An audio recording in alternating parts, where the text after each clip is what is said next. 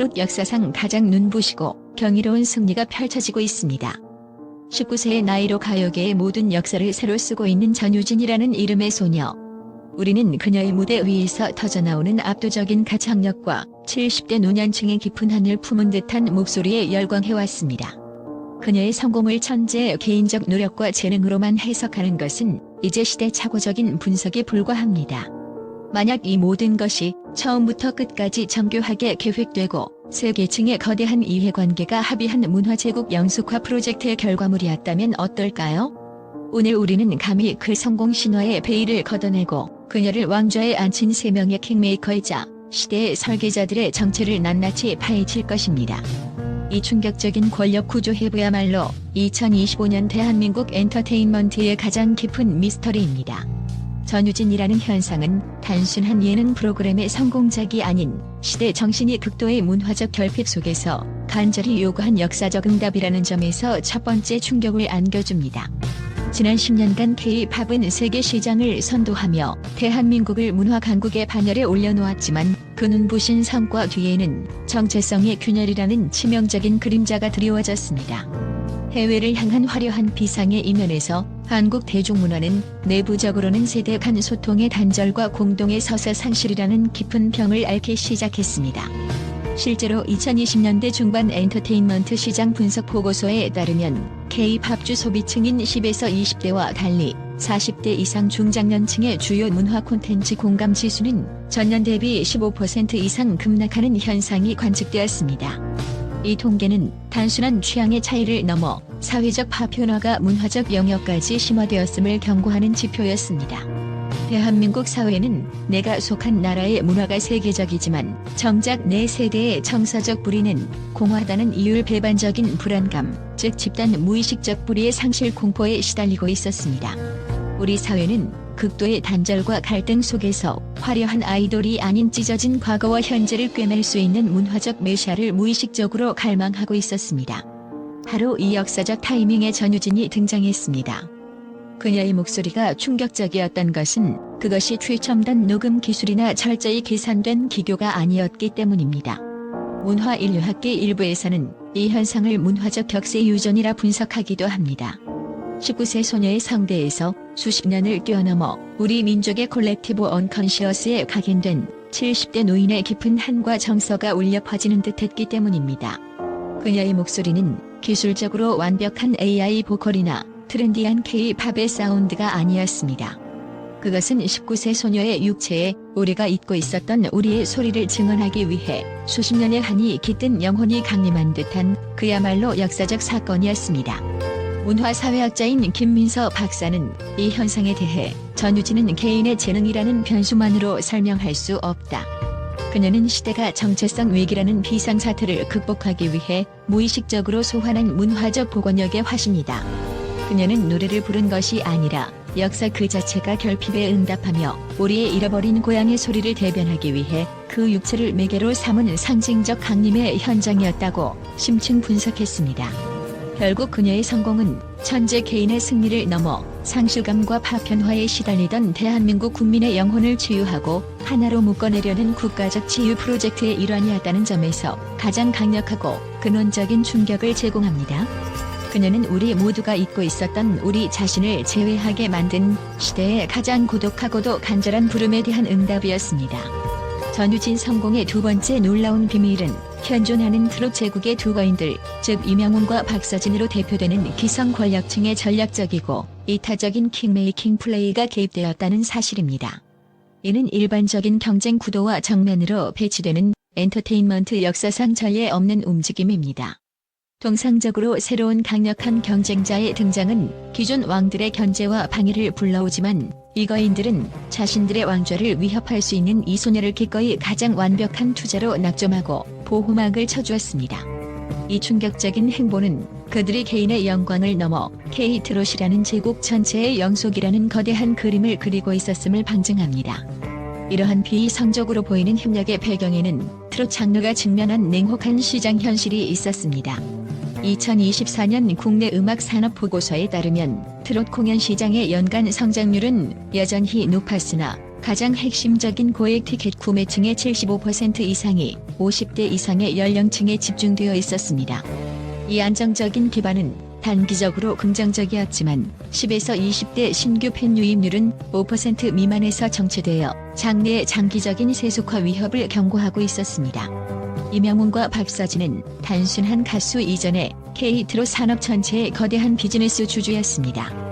그들은 자신들의 시대가 영원하지 않으며 제국의 지속 가능성을 위해서는 자신들의 유산을 이어받아 젊은 세대를 포섭할 강력하고도 정통성 있는 후계자가 반드시 필요함을 인식했습니다. 그들에게 전유진은 라이벌이 아니라 트롯이라는 문화 자본의 미래 가치를 보장해줄 가장 완벽한 투자 포트폴리오였던 것입니다. 한일과 왕전을 필두로 한 1년의 경연 과정에서 목격된 그들의 행보는 단순한 선배의 덕담을 넘어 고도의 전략적 미디어 관리의 교과서였습니다. 일각에서는 이를 황제 방패 작전이라 부릅니다. 이명웅은 기꺼이 가장 강력한 적들과의 라이벌 구도를 형성하며 미디어의 모든 스포트라이트와 부정적인 여론의 압력을 자신에게 집중시켰습니다. 이는 전유진이 흔들림 없이 마지막 무대에만 집중할 수 있는 저압력 버블을 구축해준 것이었습니다. 박서진 역시 자신의 압도적인 무대 에너지와 충성도 높은 팬덤을 동원하여 그녀를 흔들려는 모든 교란자와 외부 공격을 격파하는 충성스러운 기사 역할을 수행했습니다. 경영 전략 전문가인 이철민 교수는 이들의 합종연횡은 예술적 이타주의를 넘어선 가장 영리한 생태계 전략이다. 장래의 최고 가치를 다음 세대로 무사히 승계시킴으로써 그들은 트롯이라는 플랫폼 자체의 수명을 연장하고 궁극적으로 자신들의 레거시와 지적 재산권의 가치를 영원히 보존하려 한 것이다. 이는 개인의 자존심보다 장래의 지속 가능성을 우선시한 거물들의 천재적인 미래 보장형 승계 구도였으며 엔터테인먼트 비즈니스 모델의 혁신적인 사례로 기록될 것이다라고 분석했습니다. 그들은 그녀와 경쟁한 것이 아니라 그녀의 앞길을 닦아주기 위해 자신들의 개인적 승리 가능성을 기꺼이 희생했습니다. 이처럼 거물들의 전략적 승인과 희생이야말로 전유진 성공의 결정적인 두 번째 축이었습니다.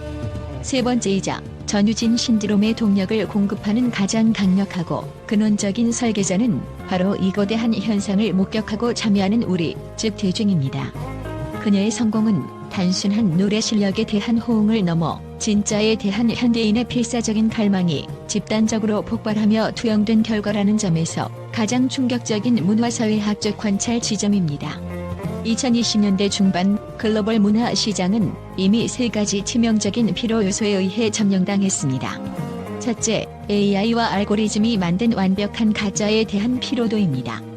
음악 산업은 AI가 작곡하고 보정이 극대화된 영혼 없는 음악이 넘쳐났으며 소셜미디어는 필터링된 가짜 행복을 과시하는 이미지로 가득 찼습니다. 둘째, 도파민 중독성 콘텐츠에 의한 디지털 소진입니다. 15초짜리 숏폼 콘텐츠와 자극적인 뉴스 헤드라인의 홍수 속에서 대중은 잠시의 재미는 얻었지만 깊이 있는 감동과 지속 가능한 정서적 교감을 잃어버렸습니다. 대중은 지쳐 있었고 돈으로 살 수 없는 깊이와 계산되지 않은 날것의 진심을 갈망하기 시작했습니다. 이때 전유진은 그 갈망의 화신으로 등장했습니다.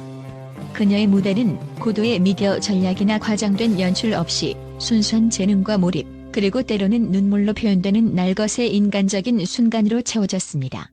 그녀의 노래와 무대 위에서의 풋풋함은 가짜 자본과 알고리즘이 만든 모든 인공적인 것들을 거부하는 대중의 집단적인 탈디지털 선언이었습니다. 그녀의 목소리는 최적화된 기계음이 아닌 인간의 불완전함과 진정성을 대변하는 숭고한 예술적 행위로 받아들여졌습니다. 전유진 팬덤의 행동 양식을 분석해보면 이 충격적인 진실이 더욱 명확해집니다. 그들의 결집력은 단순한 음악적 퀄리티에 대한 찬양을 넘어 진정성에 대한 헌신적인 보호라는 키워드를 중심으로 형성되었습니다. 이는 전통적인 팬덤이 소비자 역할에 머물렀다면 전유진 팬덤은 문화적 수호자로 진화했음을 의미합니다. 팬들은 그녀를 단순한 가수가 아닌 진짜 예술이 가짜 자본을 이기는 것을 증명해줄 시대의 상징으로 소비하고 외부의 공격이나 오해로부터 그녀를 필사적으로 보호하려 합니다. 이러한 보호 본능은 대중이 그녀에게 투영한 숭고한 이상이 훼손되지 않기를 바라는 집단 무의식의 발현입니다. 더 나아가 그녀의 목소리에 수백억 원의 보험 가치가 책정되고 콘서트 티켓이 전쟁처럼 매진되는 현상은 대중이 그녀에게 문화적 부채를 지불하고 있음을 의미합니다. 문화 부채란 대중이 인공적인 콘텐츠의 시간을 낭비하고 진정한 예술을 놓친 것에 대한 무의식적인 죄책감과 후회에서 비롯된 정서적 빚을 뜻합니다.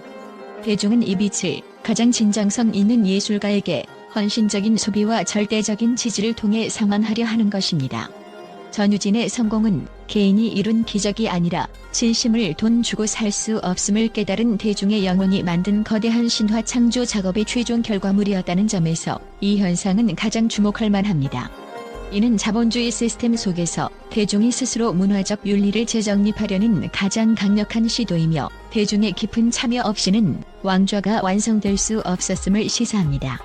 전유진의 성공이 이처럼 시대의 필요, 권력의 승인, 대중의 갈망이라는 세 거대한 톱니바퀴의 완벽한 합작으로 이루어진 필연적인 결과라는 것을 알게 된 지금, 우리는 그녀의 운명, 즉 그녀가 앞으로 짊어져야 할 왕관의 무게에 대해 논해야 합니다. 그녀는 이제 더 이상 단순한 19세 소녀가 아닙니다.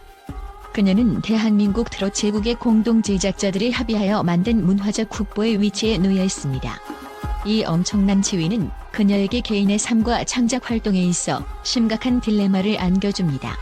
첫째, 창작의 자유 vs 시대의 기대의 충돌입니다. 대중은 그녀에게 잃어버린 우리의 한이라는 무거운 정체성을 투영했습니다. 이것은 그녀의 재능의 제도화 과정에 돌입했음을 의미합니다. 이제 그녀의 창작 활동은 개인의 영역을 넘어 트롯 제국의 정통성을 수호하는 공적인 임무를 수행해야 합니다. 만약 그녀가 개인적인 음악 취향에 따라 트렌디한 K-팝이나 퓨전 트롯과 같은 다른 장르를 시도한다면 이는 그녀를 문화적 복원력의 화신으로 소비해온 대중에게 정체성의 배신으로 해석될 수 있는 위험을 내포합니다. 그녀의 성장은 이미 개인의 영역을 넘어섰기 때문에 음악적 스펙트럼의 확장은 국가적 서사의 훼손이라는 비판적 시험대에 오를 것입니다. 둘째, 진정성이라는 족쇄입니다. 그녀를 성공시킨 가장 큰 요인인 꾸밈없는 진심은 사생활이나 작은 실수에도 대중의 실망을 극대화할 수 있는 양날의 검입니다. 대중은 그녀에게서 가짜 자본이 만들지 못한 순수함을 발견했기에 이 순수함의 작은 균열조차 용납하지 않으려 합니다. 신화의 증인을 자처하는 팬들은 이제 단순한 팬이 아니라 자신들이 만든 신화가 훼손되지 않기를 바라는 집단적 감시자의 역할을 수행합니다. 이는 마치 파놉티콘과 같은 심리적 감옥을 형성하며 19세 소녀가 감당하기 힘든 절대적 윤리 기준을 요구합니다. 심리학자들은 이러한 숭배와 감시가 예술가의 창작 의욕과 정체성의 심각한 내적 충돌을 야기할 수 있다고 경고합니다. 셋째, 자본의 냉정한 회수 요구입니다. 그녀의 성공에는 이명웅, 박서진으로 대표되는 트롯 제국의 주주들의 전략적 승인이 있었습니다. 이들은 트롯이라는 플랫폼의 지속 가능성을 위해 투자했지만 결국 이 투자는 이윤 창출이라는 냉정한 비즈니스 목표로 귀결됩니다. 즉, 전유진은 문화적 국보의 지위와 함께 향후 10년간 트롯 산업의 수익 안정성을 보장해야 하는 재정적 책임을 짊어지게 됩니다. 그녀의 음악적 활동 계획, 광고 계약, 콘서트 투어의 규모와 횟수는 개인의 의지보다 이 거대한 제국 영숙화 프로젝트의 재정적 논리에 의해 결정될 가능성이 높습니다. 문화적 부채를 갚으려는 대중의 순수한 열망이 결국 자본의 가장 효율적인 수익 모델로 포획되는 역설적 상황에 직면하게 되는 것입니다. 마지막으로 개인적 정체성의 상실입니다. 전유진은 시대의 한을 품은 역사적 매개체로 칭송받았지만 그녀의 나이는 19세입니다. 평범한 10대 후반이 경험해야 할 정서적 성장, 시행착오, 그리고 나덤을 찾아가는 과정이 문화적 국보라는 압도적인 정체성에 의해 봉쇄될 위기에 처해 있습니다. 그녀는 19세 소녀로서의 삶을 살 것인가, 아니면 트롯 제국의 수호자로서 역사적 임무를 완수할 것인가 하는 존재론적 경계선에 놓여 있습니다. 이 딜레마를 어떻게 극복하고 개인의 자아와 공적 자아를 조화시킬지가 그녀의 운세를 결정하는 가장 중요하고도 고독한 싸움이 될 것입니다. 이처럼 전유진은 역사적 소명과 거인들의 전략적 승계, 대중의 집단적 투영이라는 거대한 유산을 짊어지게 되었습니다.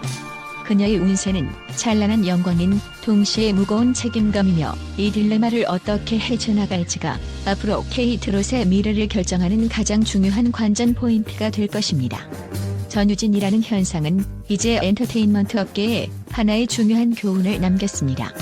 가장 성공적이고 충격적인 문화 콘텐츠는 단순한 마케팅이나 개인의 능력만으로 만들어지지 않으며 시대의 흐름을 읽는 거인들의 전략과 결핍을 느끼는 대중의 집단적 열망이라는 요소가 완벽하게 결합될 때 탄생한다는 사실입니다. 우리는 전유진의 무대에 감탄하며 박수를 보낸 순수한 감상자가 아니라 이 거대한 신화 창조 프로젝트에 가장 적극적으로 참여한 공동 제작자이자 증인이었습니다. 이러한 충격적인 진실을 알게 된 지금 우리의 역할은 더 이상 단순한 소비자와 팬덤 활동에 머물러서는 안 됩니다. 전유진의 왕좌는 대중의 문화적 윤리의식을 시험하는 리트머스 시험지와 같습니다. 우리는 그녀가 짊어진 왕관의 무게를 정확히 이해해야 합니다. 그녀의 음악적 선택이 트롯이라는 틀을 벗어나 새로운 장르로 확장되더라도 그것을 변절이나 배신이 아닌 시대의 결핍에 응답한 매개체가 스스로의 정체성을 찾아가는 성장통으로 존중해야 합니다. 성숙한 문화적 동반자란 우리가 투영한 이상을 그녀에게 강요하는 대신 그녀의 개인적 자아를 지켜주기 위해 외부의 냉혹한 자본과 미디어의 압력으로부터 심리적 방패막이 되어주는 헌신적 관찰자 윤리를 의미합니다. 앞으로 전유진이 마주할 모든 성공과 시련은 곧 대한민국 트롯 제국 전체의 성공과 시련을 의미할 것입니다. 그녀의 다음 행보를 단순한 뉴스로 소비할지 아니면 시대의 중요한 기록으로 인식하고 함께 호흡할지는 우리 모두의 집단적 선택에 달려 있습니다.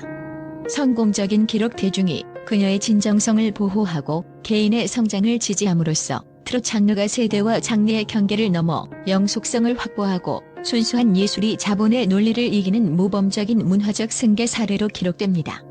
실패의 기록 대중이 그녀에게 투영한 숭고한 이상과 자본의 회수 요구 사이에서 갈등하며 그녀의 개인적 자아를 침해하고 결국 그녀가 4대4에서 언급된 정체성의 상실을 겪게 될 경우 이는 자본주의 시스템이 마지막 남은 순수한 예술마저 소진시켜버린 비극적인 시대의 교훈으로 남을 것입니다.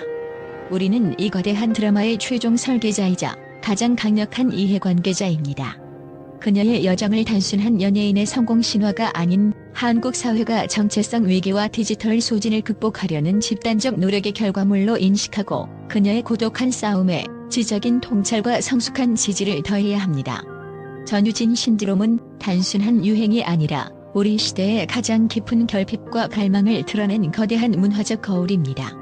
이 신화의 다음 장은 이미 쓰여지기 시작했으며 그 패는 현존하는 왕들의 손이 아닌 바로 우리 모두의 손에 쥐어져 있습니다. 당신의 날카로운 통찰과 지적인 분석이 이 신화를 더욱 깊이 있게 해부하고 우리가 지켜야 할 가치가 무엇인지 끊임없이 반추하는 광장이 되기를 바랍니다. 그녀의 성공은 우리의 선택이며 그녀의 미래는 우리가 설계하는 문화적 유산입니다.